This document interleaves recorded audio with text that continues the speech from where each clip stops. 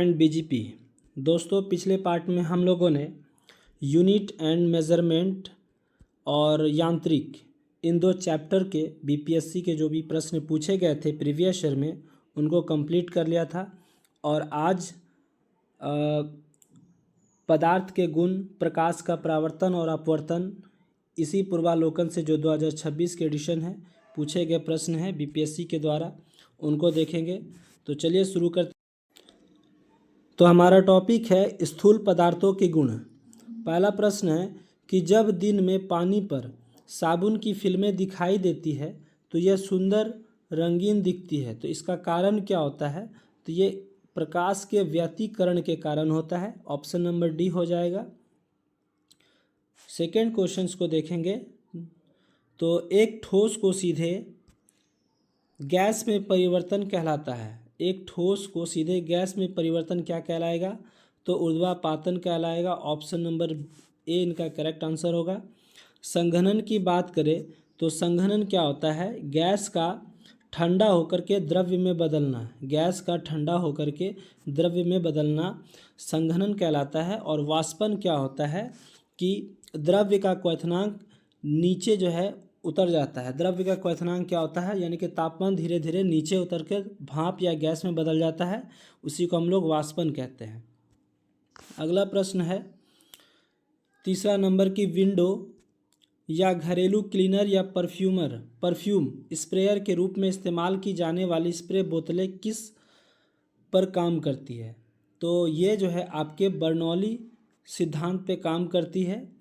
Window या घरेलू cleaner, perfumer spray जो है इस्तेमाल की जाने वाली बोतलें बर्नौली के सिद्धांत पर कार्य करती है। अब बात करते हैं कोशिका क्रिया। कोशिका क्रिया ये जो होता है ये किस पर कार्य करता है? आप देखे होंगे कि लैंप में तेल का ऊपर चढ़ना, लैंप में तेल का ऊपर चढ़ना ये कोशिका क्रिया के द्वारा होता है। ठीक है। और मिट्टी में नमी का प्रसारण होना, मिट्टी में नमी का प्रसार होना ये भी कोशिका क्रिया के द्वारा होता है। रक्त का संचार ये सभी कोशिका क्रिया के उदाहरण हैं। ठीक है। अगला प्रश्न आता है क्वेश्चन नंबर 3 में 4 नंबर क्वेश्चन कि बर्फ़ का एक टुकड़ा, क्वेश्चन नंबर 4 क्या है कि बर्फ़ का एक टुकड़ा पानी में लबालब भरे बीकर में तैर रहा है, जब पूरी तरह से पिघल जाएगा तब क्या होगा? तो जल का स्तर जो है नहीं बदलेगा। ऑप्शन नंबर डी इनका करेक्ट आंसर हो जाएगा। अगले प्रश्न पे आते हैं क्वेश्चन नंबर 5 में। क्वेश्चन नंबर 5 क्या कह रहा है कि वर्षा की बूंदे की गोलाकार आकृति के कारण क्या है? यानी कि जब वर्षा की बूंद गोलाकार होती है उनका कारण क्या है? तो वो किस कारण से होता है? तो पृष्ठ तनाव के कारण होता है। ऑप्शन नंबर बी इनका करेक्ट आंसर होगा। अगला प्रश्न है कि सबसे ज़्यादा सान्यता होती है, तो सबसे ज़्यादा सान्यता किस में होती है? शहद में होती है। पहले आपका सबसे ज़्यादा सान्यता शहद में होगा। ठीक है। फिर उसके बाद खून में, फिर द्रव्य में। ठीक है। इसी तरीके से इसकी सान्यता का क्रम रहेगा। इसी प्रकार जो है इसकी सबसे कम सान्यता वायु की हो जाएगी। अगला प्रश्न है क्वेश्चन नंबर 7 में कि प्रेशर कुकर में खाना जल्दी पक जाता है, क्यों? प्रेशर कुकर में खाना जल्दी पक जाता है इसलिए क्योंकि उच्च दाब के कारण पानी उच्च तापमान पर उबलने लगता है। ठीक है। उच्च दाब के कारण पानी उच्च तापमान पर उबलने लगता है। अगला प्रश्न है, अगला चैप्टर है हमारा प्रकाश परावर्तन तथा अपवर्तन। इनके टॉपिक्स को देखेंगे, इनके प्रश्न को देखेंगे। दृश्य स्पेक्ट्रम के तरंगदैर्घ्य की सीमा कितनी होती है? दृश्य यानी कि देखने वाले स्पेक्ट्रम की तरंगदैर्घ्य की सीमा जो होती है वो 3900 एंगस्ट्रम से लेकर के 7600 एंगस्ट्रम के बीच होती है। ऑप्शन नंबर बी इनका करेक्ट आंसर हो जाएगा। सेकेंड नंबर क्वेश्चन देखेंगे तो सेकेंड नंबर क्वेश्चन है कि सौर विकिरण निम्न में से किस परास में दिखता है? तो सौर विकिरण जो है वो 400 से लेकर के 700 nm परास में दिखता है। इसका रेंज होता है। ऑप्शन नंबर बी इनका करेक्ट आंसर हो जाएगा। बीपीएससी के प्री में पूछे गए प्रश्न है। अगला प्रश्न है कि दो कैंडेला एक समदिक स्रोत जितना प्रकाश फ्लक्स पैदा करता है। तो दो कैंडेला एक समदिक स्रोत जितना प्रकाश पैदा करता है तो कितना हो जाएगा? 8 ल्यूमेन हो जाएगा, क्योंकि इनका 4 गुना हो जाता है। सही कथन को चुनना है। तो लाल प्रकाश का तरंगदैर्घ्य में प्रकाश कम होता है या लाल प्रकाश का तरंगदैर्घ्य बैंगनी प्रकाश से ज़्यादा होता है। तो ऑप्शन नंबर बी हो जाएगा कि लाल प्रकाश तरंगदैर्घ्य जो है बैंगनी प्रकाश के तरंगदैर्घ्य से ज़्यादा होगा, क्योंकि इसका एक होता है विबजॉर्ब। ठीक है, इसी तरीके से तरंगदैर्घ्य को हम लोग डिनोट करते हैं, दिखाते हैं, दर्शाते हैं, विबजॉर्ब। ठीक है, तो violet, indigo, blue, green, yellow, orange और रेड, इस तरीके से तरंगदैर्घ्य को क्रम में इसको दर्शाया जाता है। आपका अगला प्रश्न है क्वेश्चन नंबर 5 में कि प्रकाश की गति निम्न में से किस माध्यम में न्यूनतम होगी। तो प्रकाश की गति सबसे न्यूनतम ऑप्शंस के हिसाब से कांच में हो जाएगी, option number A. Question number 6 क्या कि प्रकाश का वर्ण विक्षेपण संभव है। तो प्रकाश का वर्ण विक्षेपण संभव है प्रिज्म के द्वारा, ऑप्शन नंबर ए इनका करेक्ट हो जाएगा। अगला प्रश्न है हालांकि दृश्य जो है क्वेश्चन नंबर 7, हालांकि दृश्य प्रकाश में जल पारदर्शक होता है और दूरस्थ वस्तुओं को जल की महीन बूंदों से निर्मित कोहरे में नहीं देखा जा सकता है। यह इसलिए होता है क्योंकि अधिकतर प्रकाश बिखरकर आभासी अस्पष्टता निर्मित करता है। तो ऑप्शन नंबर बी इनका करेक्ट आंसर होगा। अगले प्रश्न पे आते हैं क्वेश्चन नंबर 8 में। तो एक वर्णी प्रकाश एक माध्यम से दूसरे माध्यम में प्रवेश करता है तो कौन सा गुण नहीं बदलता है। तो इनकी फ्रीक्वेंसी यानी कि आवृत्ति नहीं बदलती है। एक वर्णी प्रकाश जब एक माध्यम से दूसरे माध्यम में प्रवेश करेंगे तो इनकी फ्रीक्वेंसी यानी कि आवृत्ति नहीं बदलेगी। अगला क्वेश्चन है क्वेश्चन नंबर 9 नंबर में। तो 9 नंबर प्रकाश में 7 रंग होते हैं। ठीक है, प्रकाश में 7 रंग होते हैं और रंगों को अलग करने का क्या तरीका है या फिर रंग को अलग करने को क्या कहते हैं। तो एक प्रिज्म से रंग को अलग किया जा सकता है, प्रिज्म के द्वारा रंगों को अलग किया जा सकता है, ऑप्शन नंबर ए इनका करेक्ट आंसर होगा। क्वेश्चन नंबर 10 है कि श्वेत प्रकाश को नली में कैसे उत्पन्न करते हैं। तो श्वेत प्रकाश को नली में जो है तंतु को गर्म करके उत्पन्न करते हैं, ऑप्शन नंबर बी इनका करेक्ट होगा। ट्यूबलाइट में 11 नंबर क्वेश्चन, ट्यूबलाइट में प्रकाश किस पर निर्भर करता है। तो ट्यूबलाइट में प्रकाश जो है ट्यूब में ठोस धातु पर निर्भर रहता है, जिसको हम लोग प्रतिदीप्त कहते हैं, वस्तु कहते हैं प्रतिदीप्त। अगला प्रश्न है क्वेश्चन नंबर 12 नंबर में, जब प्रकाश जो है एक माध्यम से दूसरे माध्यम में जाता है तो कौन सा नहीं बदलता है। तो जब प्रकाश एक माध्यम से दूसरे माध्यम में जाता है तो इसकी फ्रीक्वेंसी यानी कि आवृत्ति नहीं बदलती है, ऑप्शन नंबर सी। प्रकाश जो है विकिरणों की प्रकृति होती है। प्रकाश किसकी प्रकृति होती है, विकिरणों की प्रकृति होती है। तो तरंग एवं कण दोनों के समान जो है प्रकाश की विकिरणों की प्रकृति होती है। अगला प्रश्न है क्वेश्चन नंबर 14 नंबर में कि विवर्तन झांझरी का उपयोग, ठीक है, विवर्तन झांझरी का उपयोग करके विवर्तन पैटर्न प्राप्त करने के लिए नीली रोशनी की किरण का उपयोग किया गया था। यदि नीली रोशनी के स्थान पर पीली रोशनी का प्रयोग किया जाए तब क्या होगा, तब जो है विवर्तन पैटर्न व्यापक और दूर हो जाएगा। ठीक है, ऑप्शन नंबर सी इनका करेक्ट आंसर होगा। 15 नंबर प्रश्न की बात करें तो आकाश नीला लगता है। तो आकाश नीला क्यों लगता है। तो लघु तरंग जो होते हैं, लघु तरंग दीर्घ तरंगों की अपेक्षा वायुमंडल के द्वारा अधिक प्रकीर्णित होता है, इसलिए आकाश जो है नीला लगता है, ऑप्शन नंबर बी इनका करेक्ट आंसर। 16 नंबर पे आते हैं। तो वह घटना जिसके कारण आकाश नीला दिखाई देता है तो वह घटना क्या कहलाती है, प्रकाश का प्रकीर्णन कहलाती है, जिसके द्वारा जो है आकाश नीला प्रतीत होता है, दिखाई पड़ता है। अगला क्वेश्चन है 17 नंबर में कि रात के समय खुले आकाश में तारों के टिमटिमाने को किससे समझाया जा सकता है।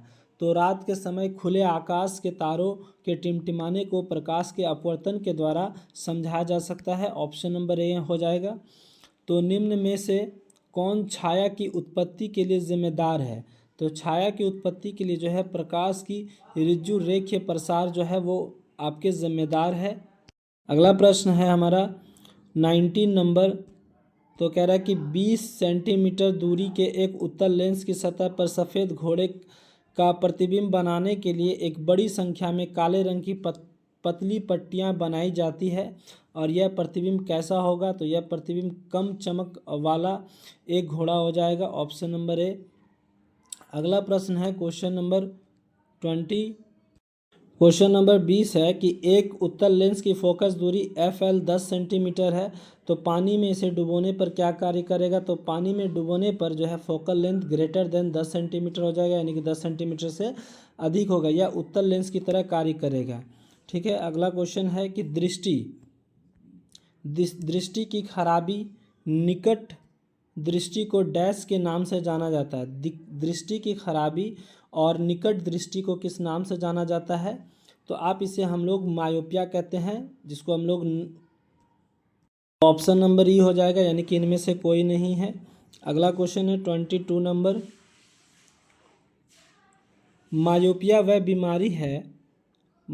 वह बीमारी है जिसमें व्यक्ति देख नहीं पाता है।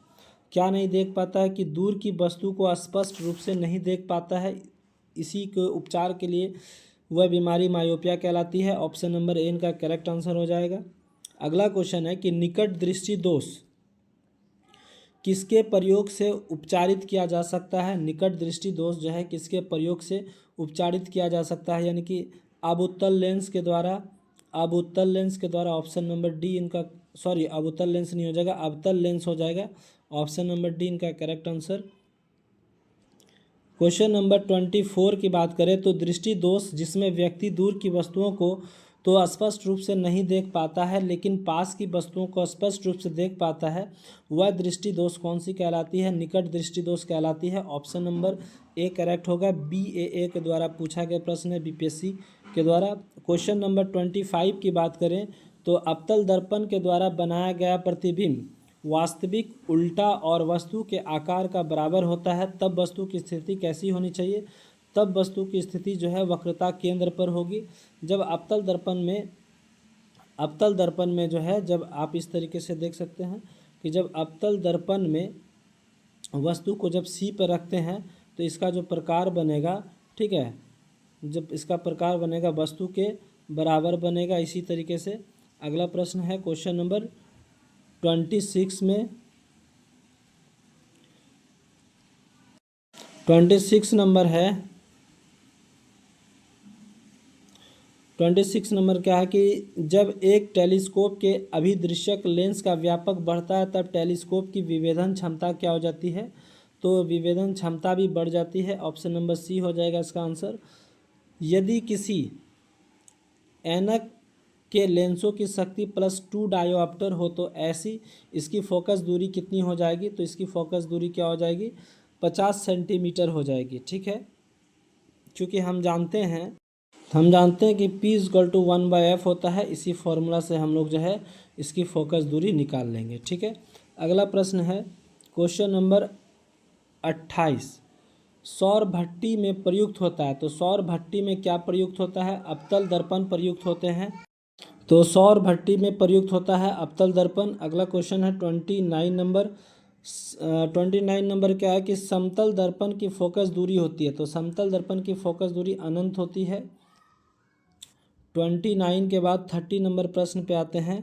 क्वेश्चन नंबर 30 कह रहा है कि नाई की दुकान में 2 समतल दर्पण रखे जाते हैं, तो क्या रखे जाते हैं? 2 समतल दर्पण रखे जाते हैं, कैसे? तो एक दूसरे के समांतर रखे जाते हैं ताकि जो है अनंत फिगर देख सके।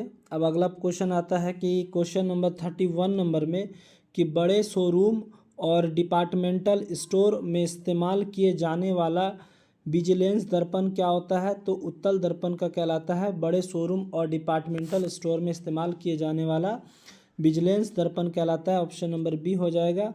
क्वेश्चन नंबर 32 की बात करते हैं 32 नंबर में, पढ़ने में काम आने वाले ग्लास लेंस किस प्रकार के लेंस बने होते हैं? तो ये जो है अवतल लेंस के बने होते हैं। अगला प्रश्न है क्वेश्चन नंबर 33 नंबर में, तो दर्पण के सामने खड़े एक व्यक्ति को अपना प्रतिबिंब अपने से बड़ा लगता है, इसका तात्पर्य क्या है? कि दर्पण का प्रकार कैसा होगा? तो अवतल दर्पण के द्वारा जो है खड़े व्यक्ति जो है अपना प्रतिबिंब अपने से बड़ा लगता है, ऑप्शन नंबर ए इनका करेक्ट होगा। 34 नंबर पे आते हैं। तो क्वेश्चन नंबर 34 कहता है कि आवर्धक कांच में किस प्रकार का लेंस प्रयोग किया जाता है। तो आवर्धक कांच में जो है आपके उत्तल लेंस का प्रयोग किया जाता है।